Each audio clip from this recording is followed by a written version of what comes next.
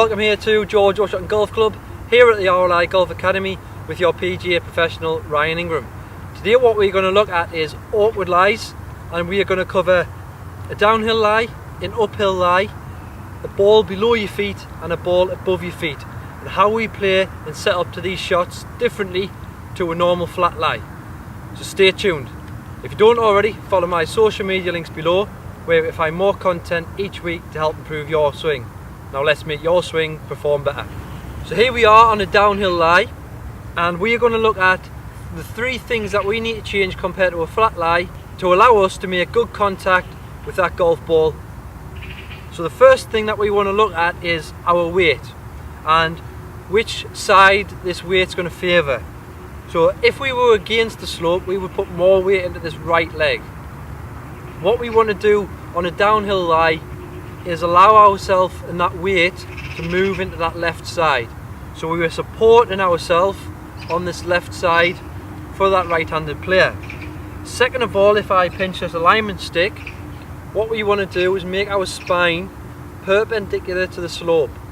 From here you can now see that my alignment stick and my shoulder plane is parallel to the ground. This is going to set us up as close as possible to imagining that we had a flat lie to this golf shot. So from here,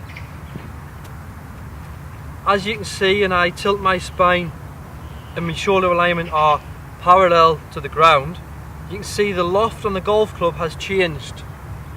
So we have now de-lofted that golf club, we have lowered the ball flight. So in this scenario what we may need to change is our golf club. So if you think of a 7-iron which I've got here, we've now de-lofted that club because of the slope.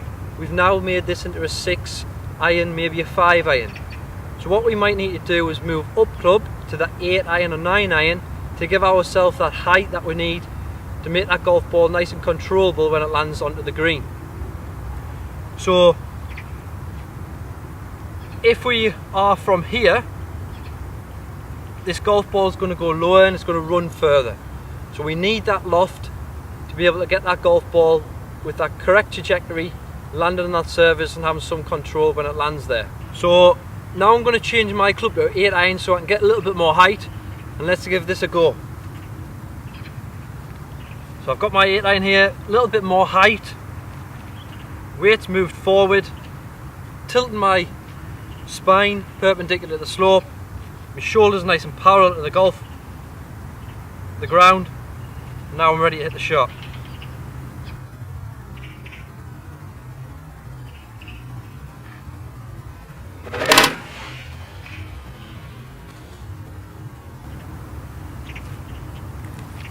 Little step forward there as my balance moved with the slope. Golf ball got a decent height because I moved up the golf club, and a nice controlled shot down onto the green. So now let's move on to that uphill lie. So now you can see we are on our uphill lie, and we are going to look at the same things as we've just mentioned in the downhill lie, but we're going to look at them in the opposite way. So the first thing that we're going to look at is the weight. So as mentioned, as previous, the weight was in to our right leg. Here we have it in the left leg to keep us nice and straight to this lie. What we're going to allow our weight to do is favour with the slope. So we're going to favour that weight into that right leg for that right-handed player. This is going to allow us to sit with the slope and give us a good grounded position, allow us to swing that golf club. From here, again, if I pinch this alignment stick, we are going to mention our shoulder alignment. As we make that spine perpendicular to the slope, we can see that shoulder alignment now becomes parallel to this alignment stick I've got on the ground, and of course to the slope.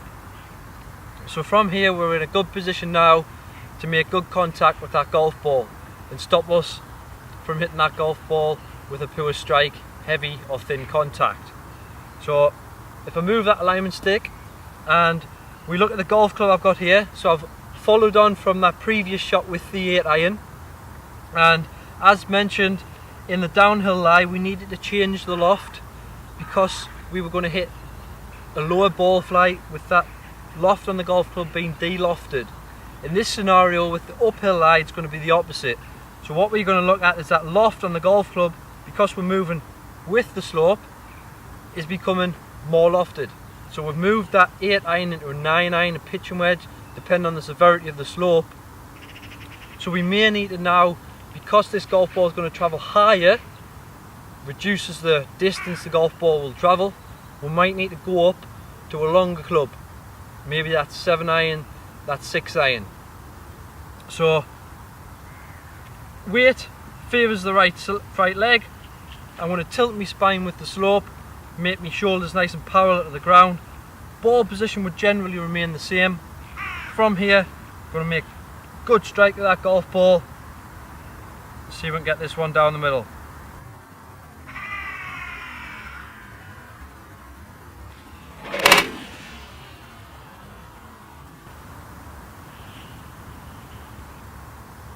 So as you can see there, I'm not allowing myself to move up the slope. I've just supported my turn with the right leg. So again, thinking about that golf club, we may need to pop up a little bit further to that 7 iron, that 6 iron, so we can get that golf ball to our desired target.